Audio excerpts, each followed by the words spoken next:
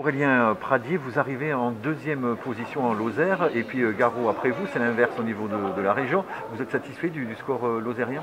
Oui, du score lozérien comme du score lotois, qui est mon département. Ça veut dire que là où on a des terres qui nous sont plutôt favorables, on a réussi à être devant le Rassemblement national, ce qui est une très bonne nouvelle. Maintenant, il faut travailler. C'est une première étape, cette élection. Moi, je suis jeune, je me suis engagé dans cette bataille sur du long terme.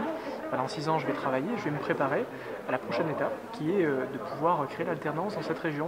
Donc oui, on a des bases solides, et sur ces bases solides, maintenant, il nous faut construire pour l'avenir. Alors pourquoi vous ne vous êtes pas présenté à la présidence? Pour une raison très simple, c'est que dimanche soir, les habitants d'Occitanie ont élu Carole Delga. Donc je ne suis pas là pour jouer le pitre ou le guignol. En l'occurrence, Carole Delga allait être élue, je ne suis pas là pour faire du spectacle, je suis là pour travailler. Donc pendant 6 ans, je vais montrer les différences que nous avons avec Carole Delga, comment nous ferions pour présider cette région, et l'espoir que nous voulons donner à nos concitoyens aussi, demain d'une alternance meilleure.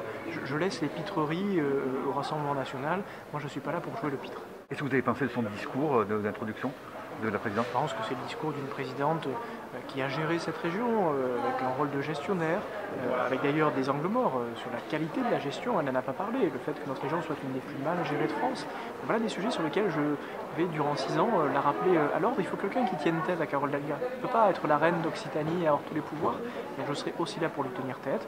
Et son discours a consisté à dire qu'elle était très contente du bilan qu'elle a fait.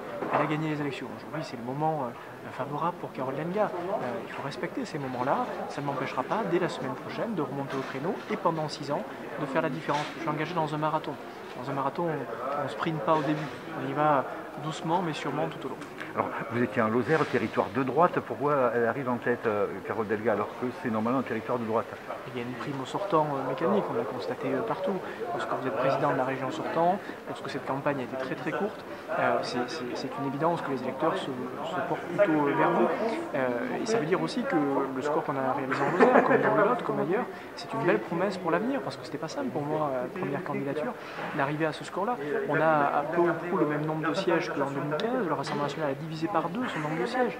Ça veut dire qu'aujourd'hui, ceux qui face à Carole Delga sont forts, c'est nous, c'est la droite républicaine. La droite républicaine est de retour dans cette région et nous allons travailler pendant 6 ans.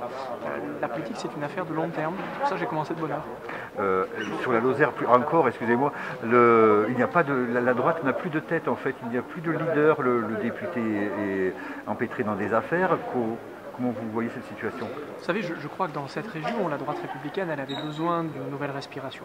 Elle avait besoin d'une nouvelle génération. On a eu par le passé des grandes figures de droite, et c'est pas en Lozère que je vous dirais que Jacques Blanc a été une de ces grandes figures. Et puis il y a un cycle qui s'est fini, et je pense que c'est le moment maintenant d'une nouvelle génération qui émerge dans la région. Ça a été mon travail, et vraiment je considère que le résultat de dimanche dernier, c'est une vraie promesse pour l'avenir. J'ai 35 ans, c'est la première fois que je suis candidat à une élection régionale dans une région immense. Pouvoir réaliser ce score-là, ça veut dire que pour l'avenir, tout est possible, et je pense que la droite républicaine dans cette région avait besoin d'une nouvelle respiration, d'un nouveau souffle, et sûrement d'une nouvelle génération. C'est ma mission. Est-ce que Paul de Lascaz, justement, qui était sur votre liste, représente cette nouvelle génération en Lozère? Il en fait en effet partie, et beaucoup d'autres qui se sont levés partout dans la région. J'ai été très frappé par la campagne que j'ai menée de voir des jeunes partout venir vers un candidat jeune, parce que c'est aussi ma génération, et se dire qu'au fond la politique pouvait se faire différemment.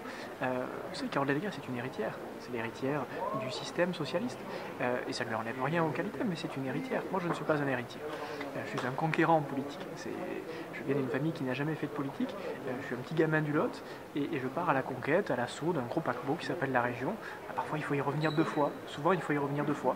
Je n'ai pas été élu député la première fois dans le Lot, qui est une terre de gauche. J'ai été élu la seconde fois.